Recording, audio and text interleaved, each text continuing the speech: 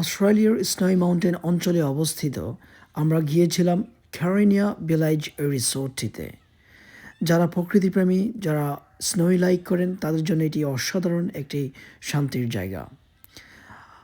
অনেকেই নিশ্চয়ই জানেন যে জিন্দাবাইন এবং প্যারিশার ভ্যালি এই জায়গাটির খুব কাছাকাছি বা মাঝামাঝি অবস্থানে এই রিসোর্টটি অবস্থিত এবং আমরা এখানে রাত্রি যাপন করেছিলাম। তবে অবাক করার বিষয় ছিল এই জায়গাটিতে ছিল না কোনো মোবাইল নেটওয়ার্ক।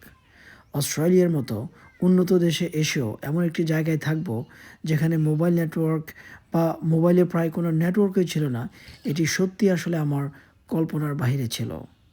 তবে যোগাযোগের একমাত্র ভরসা ছিল ওয়াইফাই, কিন্তু সেটিও এত ধীরগতির ছিল যে একটি সিম্পল কোনো মেসেজ যখন আমরা পাঠাতে চেষ্টা করতাম, সেটি যেতে আসলে অনেক সময় লাগতো। মনে হচ্ছিল কয়েক মুহূর্তের জন্য প্রযুক্তির ব্যস্ত পৃথিবী থেকে আমরা পুরো সম্পূর্ণ বিচ্ছিন্ন হয়ে গিয়েছি। তবে ইয়াস, দ্যাটস দ্য রিয়ালিটি, এবং এটিই ছিল আসলে অসাধারণ একটি টাইম। তবে আরও অবাক করার বিষয় হলো, আমরা যখন রিসোর্টটি থেকে মাত্র 2-3 মিনিট গাড়ি চালিয়ে মূল সড়কে উঠেছি, আবার কিন্তু মোবাইল নেটওয়ার্ক পুরোপুরি স্বাভাবিক হয়ে গেল, যেন কয়েক মিনিটের দূরত্বেই দুটি ভিন্ন পৃথিবী।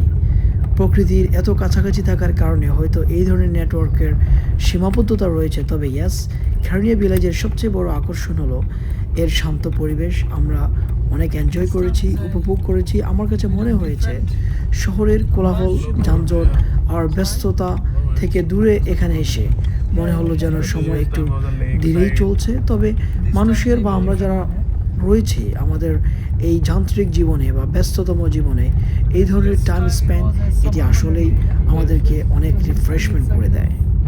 Thank you.